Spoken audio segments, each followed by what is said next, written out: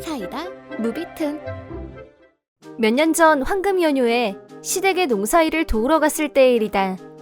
그때 나는 남편하고 둘이 내려갔는데 연휴 첫날 남편 회사에서 급한 연락이 오는 바람에 나만 시댁에 남게 됐다. 시댁에는 부모님과 아직 미혼인 시아주버님 셋이서 살고 있었다. 시골이고 농가다 보니 집이 엄청 넓었고 내가 잠잘 방은 안채에서 뚝 떨어진 곳에 있었다. 그런데 남편이 서울로 돌아간 그날 저녁 누군가 내 방으로 들어왔다.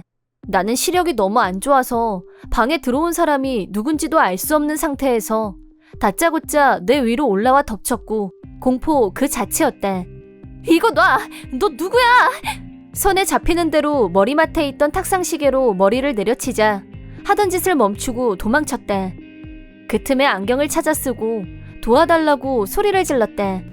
그리고 잠시 후 내 눈앞에 일어난 광경을 보고 거의 기절할 뻔했다.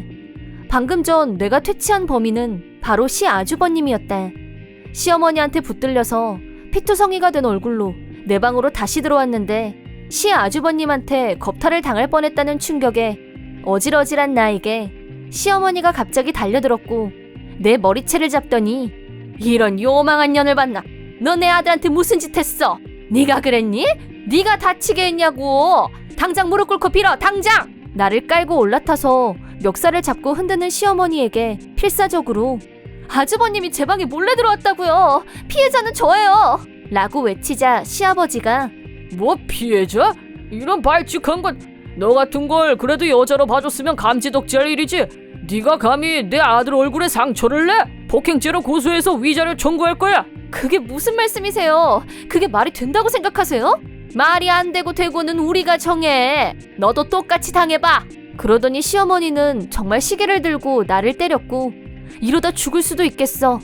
순간적으로 생명의 위협을 느낀 나는 시어머니 가랑이 사이로 빠져나와 바깥으로 달렸다.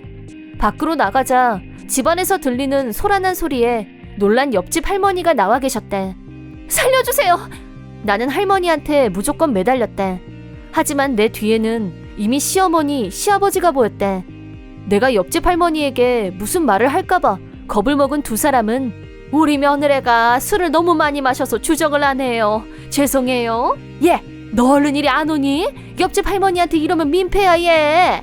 그래, 술 마셨으면 곱게 자야지. 라면서 나를 데려가려고 했지만 나는 온몸을 벌벌 떨었고 옷도 머리카락도 엉망진창이었기 때문에 할머니가 이상하다고 눈치를 채셨는지 아이고 저런, 좀 다친 것 같으니까 내가 데리고 가서 약 좀 발라서 보낼게 라고 하시더니 나를 집 안으로 데리고 들어오셨대. 시부모님들은 거기서 더 고집을 피우면 오히려 의심을 받을 거라고 생각한 건지 그 이상은 아무 말도 하지 않았지만 눈빛만큼은 매섭게 노려보고 있었대. 할머니 집으로 들어오고 나서야 겨우 시부모들의 시야에서 벗어난 나는 안도감과 할머니에 대한 감사의 마음을 울면서 전했고 방금 전 무슨 일이 있었는지 모두 말씀드렸다. 그러자 할머니는 내 얘기를 듣고 너무 놀라시면서 천벌을 받을 것들 같으니라고 짐승만도 못한 것들이 한패거리로 너한테 폭력까지 휘두른 거니 그럼? 아유 세상에, 그래도 이만하길 천만다행이다. 당장 경찰에 신고하고 구급차 부를 테니까 넌 여기서 꼼짝 말고 있어. 네. 내가 대답하자 할머니는 바로 수화기를 드셨대. 먼저 도착한 건 구급차였는데 사이렌 소리를 들은 시부모가 나와서 이런 멍청한 게 뭐라고 떠든 거야? 집안 얼굴에 똥칠을 해도 유분수지. 당장 돌려보내! 라고 집 밖에서 길길이 날뛰었는데 할머니가 나오셔서 뭘 잘했다고 큰 소리야? 죄 없는 며느리한테 무슨 짓을 했는지 너희는 양심도 없냐? 시부모와 할머니 사이에 언쟁이 오고 갔지만 구급차가 도착했기 때문에 나는 구급차에 올라탔다.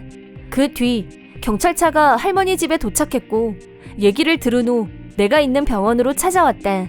병원 진단 결과 쇄골과 늑골, 왼쪽 손목에 금이 갔고 얼굴과 상반신에 수도 없이 타박상을 입었기 때문에 담당 의사한테 진단서를 부탁했다.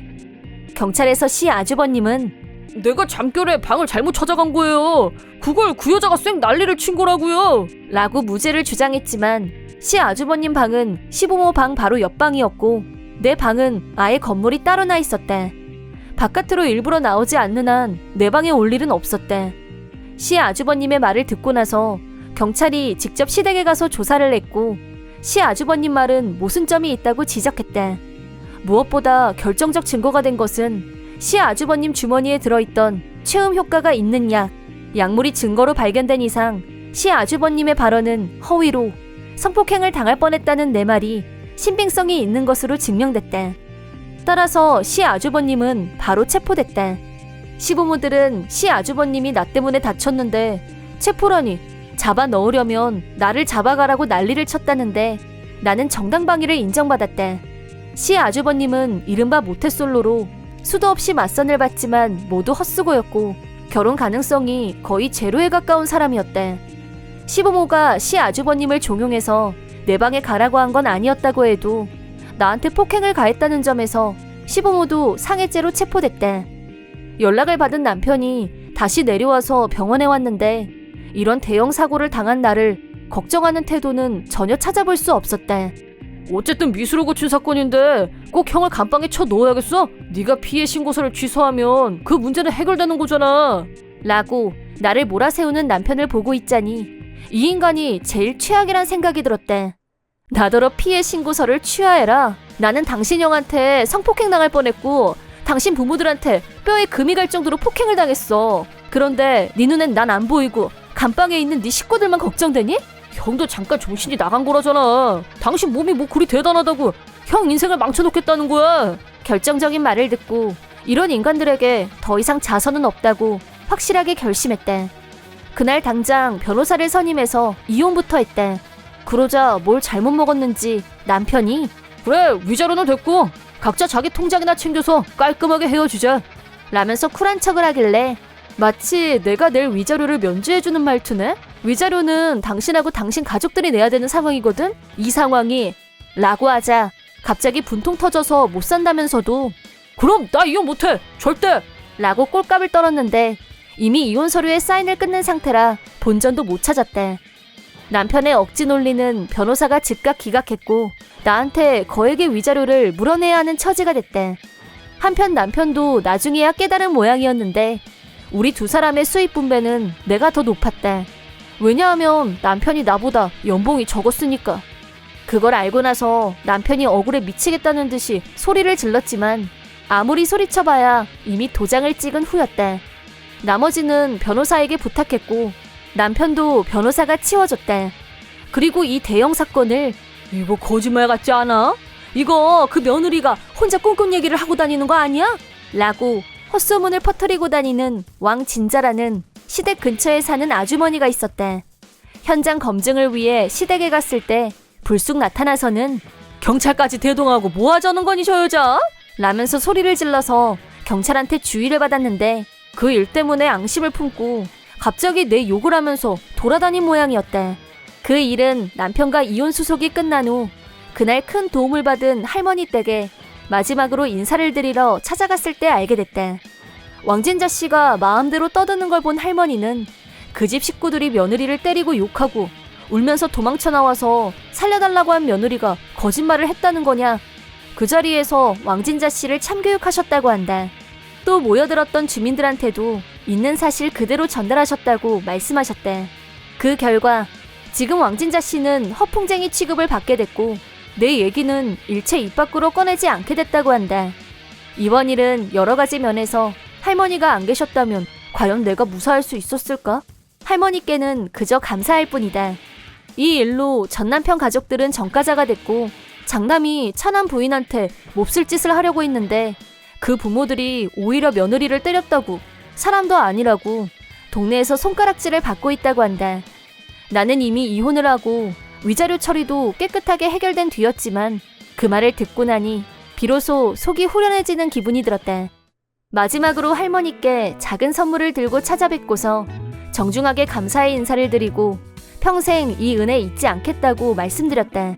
그리고 난 이사를 했다. 그리고 반년 후 소문으로 전 시댁 얘기를 듣게 됐는데 식구들이 한통속이 돼서 범죄를 저지르고 동시에 전과자가 됐다는 얘기가 너무 유명해지는 바람에 동네 사람들이 창피해서 같이 못 살겠다고 피켓 시위까지 벌였다고 숨어 살다시피 하다가 결국에 못 버티고 이사를 갔다고 한다.